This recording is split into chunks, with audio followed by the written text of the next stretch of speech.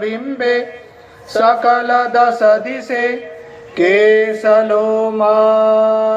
धातु वंदे सबे बुद्धं दस बल तनुजं बोधि चैत्यं नमामि वंदामि चैत्यं सब ठाने सुप्रतिष्ठितं शारीरिक धातु महा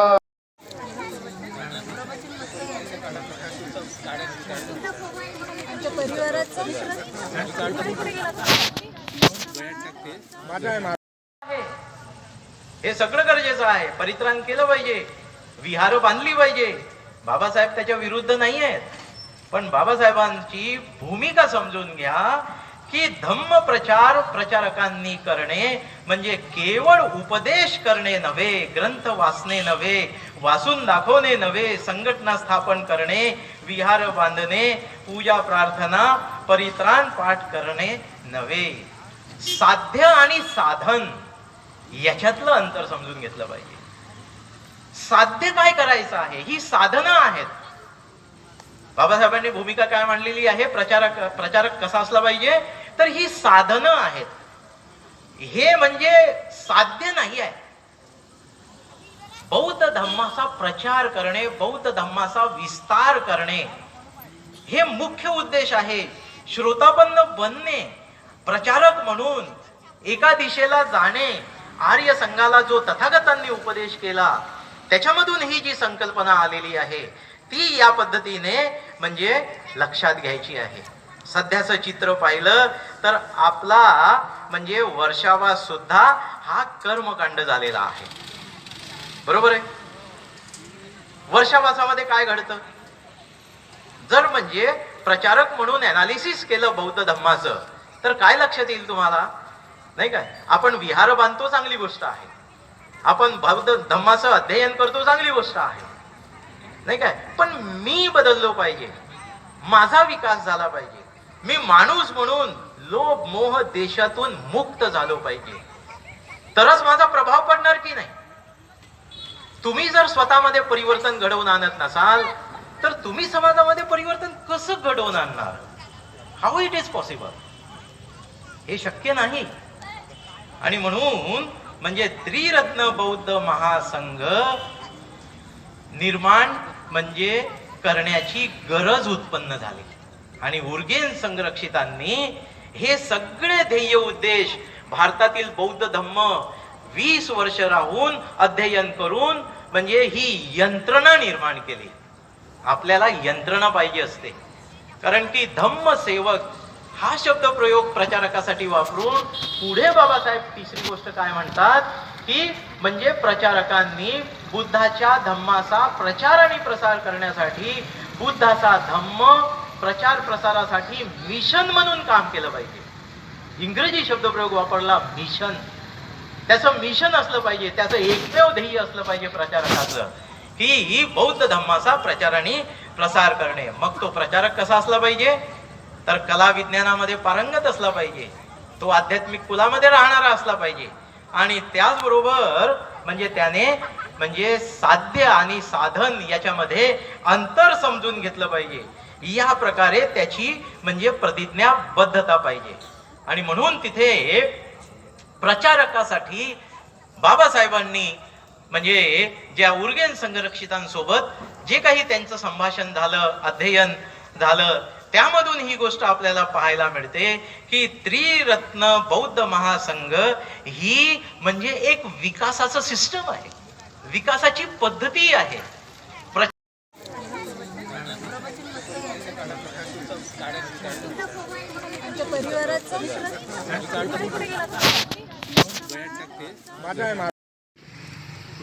एक उदाहरण असं आहे की भगवान बुद्धाच्या काळामध्ये नव्यानेच प्रवचित झालेले जे राजघराण्यातील एक युवक होते, जे राजकुमार होते, यांनी नव्यानेच प्रवज्जा घेतली होती. प्रवज्जा घेतल्यानंतर मनाला संयमित करण्यासाठी ज्या उद्देशाने प्रवज्जा ग्रहण केली होती त्या प्रवज्जेचा उद्देश सफल करण्यासाठी, ती प्रवज्जा संपूर्ण करण्यासाठी भगवान बुद्धाच्या शासनामध्ये प्रवज्जा घेतल्यानंतर भगवान बुद्धाचा त्यांनी एकदाच उपदेश ऐकला.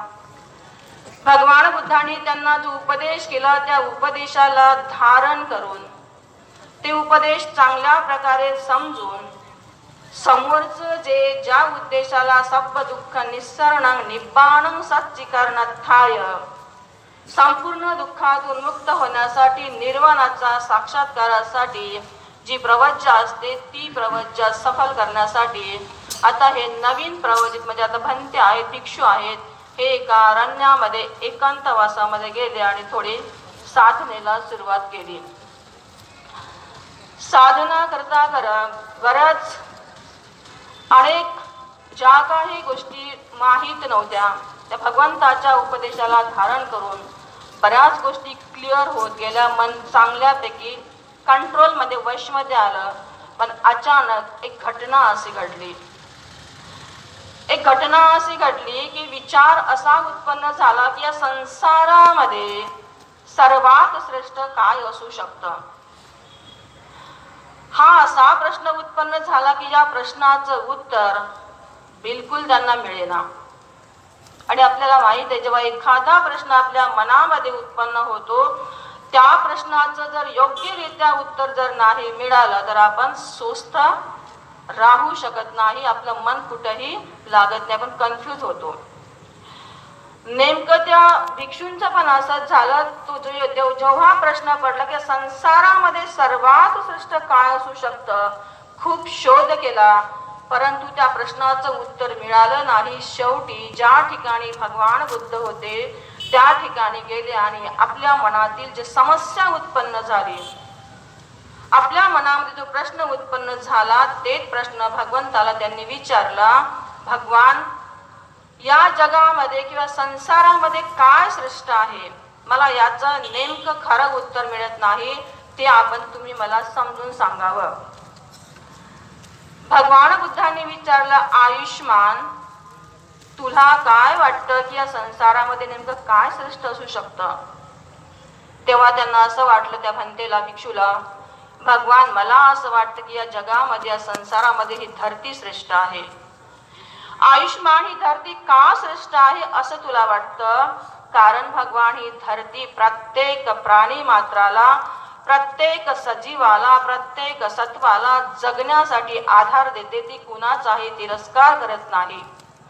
आणि ही धरती धीर गंभीर असल्यामुळं, ती कोणाचाही तिरस्कार करीत नसल्यामुळं मला असं वाटतं या संसारामध्ये, या जगामध्ये ही धरती श्रेष्ठ असावी. परत भगवंतांनी विचारलं, आयुष्मान, आणखी तुला या धरतीपेक्षा काही श्रेष्ठ वाटतं का. आणि ते, होय भगवान, मला या जगातील पाणी सुद्धा श्रेष्ठ वाटतं. असं का, कुठल्या कारणास्तव पाणी श्रेष्ठ वाटतं. कारण भगवान, पाणी असं आहे, ज्या व्यक्तीला, ज्या सत्वाला तहान लागते, त्या प्रत्येक सत्वाची, त्या प्रत्येक व्यक्तीची, त्या प्रत्येक प्राणी मात्राची तहान भागवते. आणि ताण भागविताना ते कधीही कोणाचा तिरस्कार करत नाही. म्हणून मला असं वाटतं पाणी सुद्धा या जगामध्ये श्रेष्ठ आहे. असं करता करता अनेक प्रश्न विचारले आणि त्यांना जे जे योग्य वाटलं ते त्या भिक्षूंनी, त्या भंतेंनी भगवंताला त्याचे उत्तर दिले. भगवान असे म्हणतात, आयुष्मान, या जगाच्या इतिहासामध्ये मनुष्याचं, संपूर्ण प्राणी मात्राचं जीवन जगण्यासाठी व्यावहारिक दृष्टीने ह्या सगळ्या गोष्टी अगदी बरोबर आहेत, महत्वाच्या पण आहेत. पण याही पेक्षा जगात सर्वात श्रेष्ठ जर असेल तर हे आयुष्मान, ते म्हणजे केवळ आणि केवळ मनुष्य श्रेष्ठ आहे. कुठल्या कारणास्तव भगवान बुद्धांनी सगळ्यात श्रेष्ठ हे मनुष्याला असं म्हटलेलं, दुर्लभ मनुष्य जाती, मनुष्याचा जन्म होणे दुर्लभ गोष्ट आहे, कठीण आहे. असं कोणतं कारण होतं की भगवान बुद्धांनी केवळ आणि केवळ मनुष्याला श्रेष्ठ म्हटलं. याची उकल करत असताना भगवान बुद्धाने त्या भंतेला म्हटलं, त्या भिक्षूला म्हटलं, हे आयुष्मान मनुष्य या जगामध्ये, या संसारामध्ये याकरिता श्रेष्ठ आहे कारण त्याच्याकडे मन आहे. मनाचं अवलोकन करून तो सत्यापर्यंत पोहोचू शकतो, म्हणून मनुष्य सर्वात श्रेष्ठ आहे. आता जो प्रश्न त्या भिक्षूला पडलेला होता त्या प्रश्नाचं काय झालेलं आहे?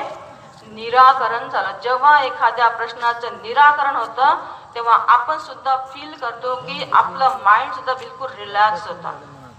हा आपला अनुभव आहे. मग आता पहिली गोष्ट एक समजून घेऊया आपण, मन. काही लोकांचं म्हणणं असं आहे की अभिधम्म पिटक हाच खऱ्या अर्थानं भगवान बुद्धाचं मानसशास्त्र आहे, कारण त्यांनी मनाचं चित्त चैतसिकतेचं त्यांनी त्याच्यामध्ये काय दिलेलं आहे? विश्लेषण केलेलं आहे. परंतु संपूर्ण त्रिपिटकाचा जर आपण अभ्यास करतो म्हटलं तर धम्मपद, ज्याला असं आपण म्हणतो धम्मपदे सुत्त पिटकातील खुद्दक निकायातील दुसऱ्या नंबरचा ग्रंथ मोडतो. आणि त्या धम्मपदामध्ये पहिलीच गाथा म्हटलेली आहे, मनो कुबंगमा धम्मा मनो सेठा मनोमया मनसाचे पदुठ्ठेन भासतीवा करोतीवा ततोनं दुःख मन्वेती चक्कं व हतो पदम. मन, आता सरांनी सांगितलेले की मन हे कसं अग्र आहे. प्रत्येक गोष्ट मनामध्ये उत्पन्न होते. जी गोष्ट मनामध्ये उत्पन्न होते ती आपल्या वाणीपर्यंत येते. ती वाणीपर्यंत येते, ते आपल्या शरीरापर्यंत होते आणि त्याच्यामुळे मग आपण वाणी आणि शरीराने क्रिया प्रक्रिया करतो.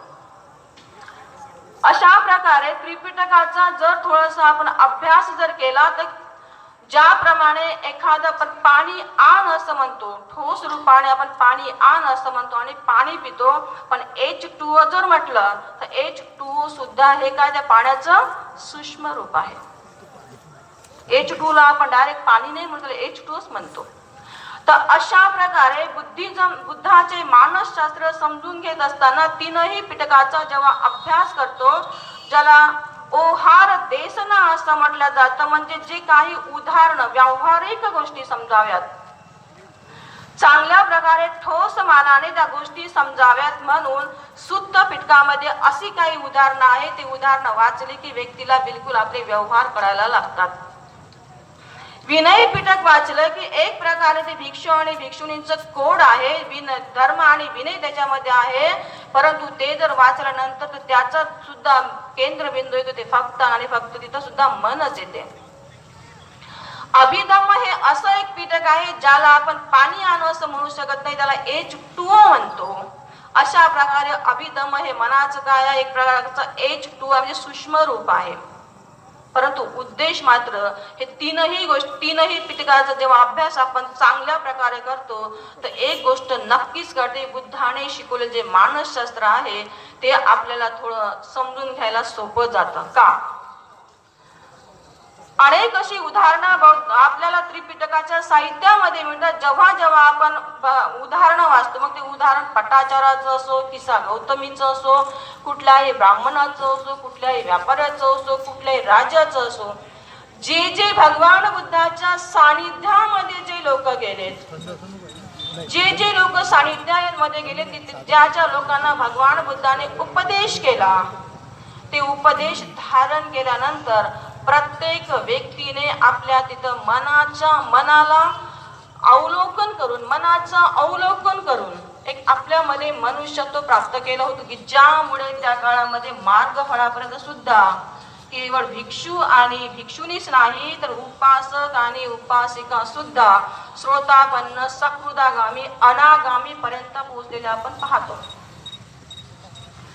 मग हे बुद्ध शासनामध्ये जेव्हा ह्या गोष्टी आपण फक्त वाचतो, जेव्हा याचा संबंध जर आपण थोडा आपल्या जीवनाशी कनेक्ट करून पाहतो, आपण बुद्धिझम वाचतो आहे की 1956 वर्षापासून वाचतो आहे, आपण शिकलो. आजही आपली शिकलेली मुलं डिप्रेशन मध्ये जातात ना, बरोबर? डिप्रेशन मध्ये जातात. कधी कधी मुलांचं कॉन्सन्ट्रेट सुद्धा होत नाही. शिकले सवरलेले मुलं मुली सुद्धा सुसाईड करून घेताना आपण पाहतो. असं का? मुलं आणि मुलीच नाही तर याच्यामध्ये कितीतरी वयोवृद्ध किंवा तरुणही असे वर्ग असतात की जे सुसाईड पर्यंत जाऊ शकतात. आणि हे केवळ आणि केवळ ज्याला अनपढच व्यक्ती म्हणू शकत नाही तर याच्यामध्ये शिकल्या सवरल्या लोकांचा सुद्धा समावेश दिसून येतो. एवढंच नाही की ज्यांनी बुद्धिझमला वाचलं त्यांची सुद्धा याच्यामध्ये संख्या आपल्याला दिसून येते. आपण समाजामध्ये फिरतो तेव्हा कळते. मग मन म्हणजे काय प्रश्न उद्भवतो, ज्याला आपण नेहमी धम्म आपण लोकांना सांगत आहोत, नाही का? भगवान बुद्धाने भगवान बुद्धाचा धम्म असा आहे. भगवान बुद्धाचा धम्म कसा आहे? प्रश्न असा आहे, what is the Dhamma? What is the meaning of Dhamma? कशाला धम्म म्हणू? त्याचं एक उत्तर आपल्याला मिळते, the teaching of the Buddha. म्हणजे बुद्धाने शिकवलेली जी शिकवण आहे ते धम्म. मग बुद्धाने शिकवलं काय? बुद्धाने आपण काय म्हणतो शिकवलेली आपल्याला नीतिमत्ता, सदाचार. मग हे सदाचार कोणाशी कनेक्ट होतात? दुसऱ्याला सांगण्यासाठी की सुरुवातीला स्वतःमध्ये त्याचं व्यवहारात्मक आपल्याला रूपांतरण करण्यासाठी कनेक्ट होतोय. First you have to observation by yourself, not each other. भगवान बुद्ध नेहमीच म्हणतात पहिल्यांदा तुम्हाला स्वतःचं अवलोकन करता आलं पाहिजे, स्वतःचं निरीक्षण परीक्षण करता आलं पाहिजे, दुसऱ्याचं नाही. स्वतःचं निरीक्षण परीक्षण जर तुम्हाला करता आलं तरच तुम्ही दुसऱ्यांचा स्वभाव किंवा दुसऱ्याचं निरीक्षण परीक्षण करू शकता. केवळ आणि केवळ पुस्तकामध्ये वाचलेलं आहे आणि ते जशास तसं सांगणे म्हणजे बिलकुल काय झाले, कॉपी झाली. काय झाली? कॉपी. आणि ज्या वेळेस जीवनाची आपण कॉपी करतो ते पूर्ण आपली लाईफ पूर्ण कॉपी बनून जाते आणि परिणामतः आपली गती काय होते आपल्याला माहित आहे. कधी कधी असं वाटते तुम्हाला की इतक्या वर्षाचं मी धम्मापासून काम करत आहे, सगळ्या गोष्टी करत आहे, पण तरी सुद्धा मनामध्ये नैराश्य उत्पन्न होतेच. कोणा काय जर म्हटलं सनखन दणकन फनफन होतेच, राग येतेच, क्रोध येते, चिडचिडपणा होतोच. असं का? मनाच्या विरुद्ध जेव्हा एखादी गोष्ट घडते तेव्हा मनुष्य बिलकुल संतापून जातो. आणि तीच व्यक्ती नाही तर केवळ स्टेजवर बोलणारी तासन तास व्यक्ती सुद्धा याच्यामध्ये समावेशित आहे. असं का वाय? बरोबर? जर बुद्धाला तुम्ही चांगल्या प्रकारे फॉलो केलं, बुद्धाचं आपण आचरण करतो आहे, तर तुमच्या मनाचा स्वभाव तुम्हाला नक्की समजला पाहिजे. जर मनाचा स्वभाव तुम्हाला समजला नाही तर तुमच्या जीवनाचाही तुम्हाला स्वभाव समजत नाही. जीवन कधी बदलते? जेव्हा तुमचं मन बदलेल. मग आता प्रश्न असा उत्पन्न होतो, व्हॉट इज द माइंड? कशाला मन मानायचं? याच्यामध्ये अभिधम्मामध्ये एक व्याख्या दिलेली आहे मनावरची, पालीमधून आरम मनंग चित्तम ते चित्तम, की ज्या ज्या ठिकाणी चित्त हे आलंबन ग्रहण करते, विषय ग्रहण करते, तिथे चित्त उत्पन्न होते, तिथे मन उत्पन्न होते. मग हे मन समजून घेत असताना पहिल्यांदा दोन गोष्टी आपल्याला अभ्यास कराव्या लागतील. एक दृश्य धर्म, एक अदृश्य धर्म. मग दृश्य धर्म म्हणजे काय?